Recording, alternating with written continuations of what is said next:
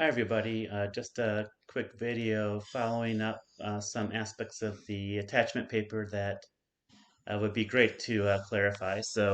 As announced in a written announcement, is please don't put anything that's criminal in your attachment paper, or something about uh, the impending potential of danger. For example, if you feel like you may be harmed physically by somebody, um, or you may harm somebody in the future, for example, physically. These things would be uh, things that would necessitate uh, the breaking of confidentiality. Your papers are confidential unless you convey some things that are criminal, and there's an example list in the Blackboard written announcement, or also, like I said, impending harm to somebody, whether it's yourself or other people. That would be situations where confidentiality would be broken. And I strongly suggest that if you have this type of information, that the proper channel is not telling me. The proper channel would be to have you report it to police, the authorities.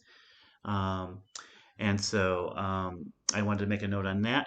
I also would say don't talk about the criminal behavior in general.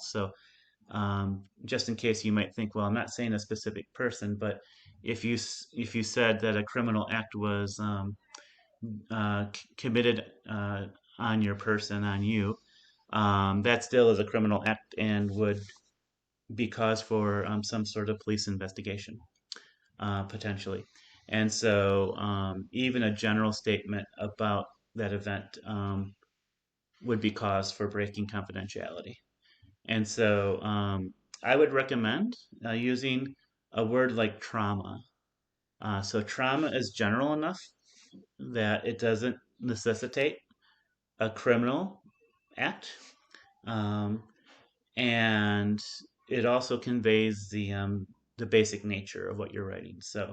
The word trauma is general enough to not refer to a specific act, but specific enough psychologically for me to understand the meaning of that.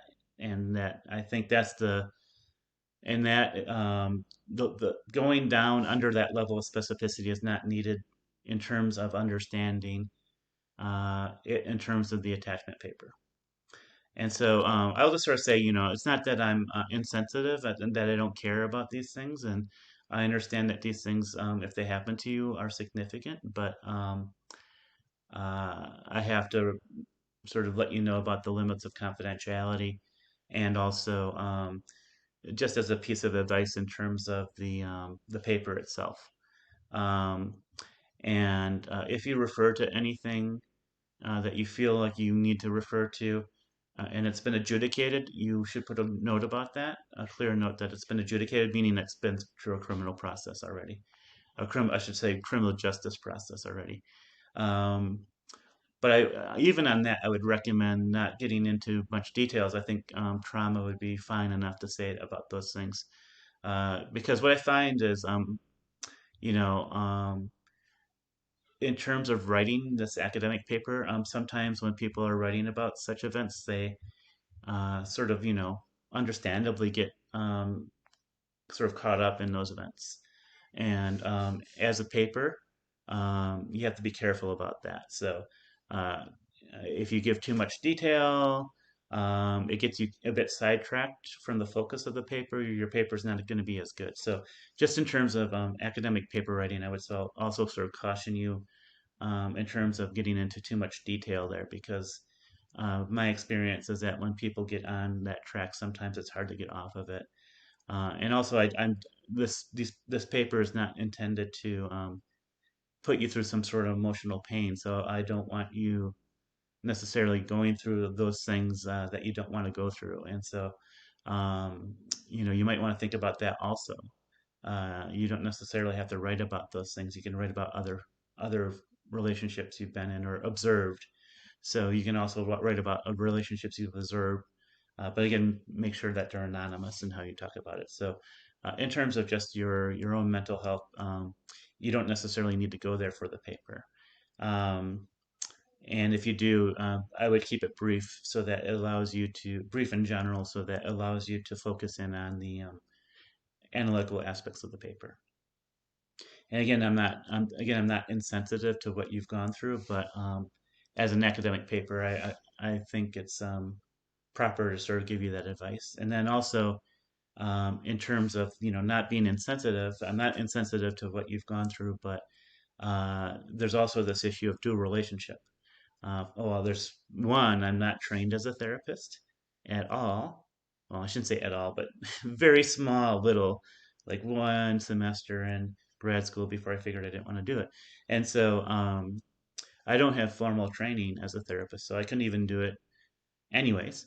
But there's also this thing called dual relationship, which means that even if I was trained as a therapist, I cannot be a therapist for you because you're a student. So those roles potentially could conflict. And so things that you would put in your paper that are sort of more detailed and more specific are kind of getting away from the analytical part of the paper and getting more into sort of maybe therapeutic type of stuff, which is not the relationship we have. And I could not address therapeutic these things. The only thing I could say about things like that would be, I'm sorry you went through it, but I cannot give you sort of therapeutic advice about these things. And so uh, I would sort of say that too, because sometimes I think, once in a while I get people who write these papers and I feel like they are looking for a solution to something, and I simply cannot give a solution like that. That's not the proper way of doing it. Reading a paper and not knowing the context and not being trained, um, and so I would say stick to the more academic part of the paper. But I will say that a lot of people find and I do appreciate. I do get a lot of feedback that people find this paper difficult to write, and I appreciate that. But very large percent of people tell me that even though it was difficult to write, that they learned a lot. And I think in two levels, learned a lot about development. Learned a lot about the concepts we talked about in class, and then also learned a lot about themselves and their relationships. And I think that's a good outcome to have. And again, I want to sort of focus in on that aspect because I can't give therapeutic advice from the papers.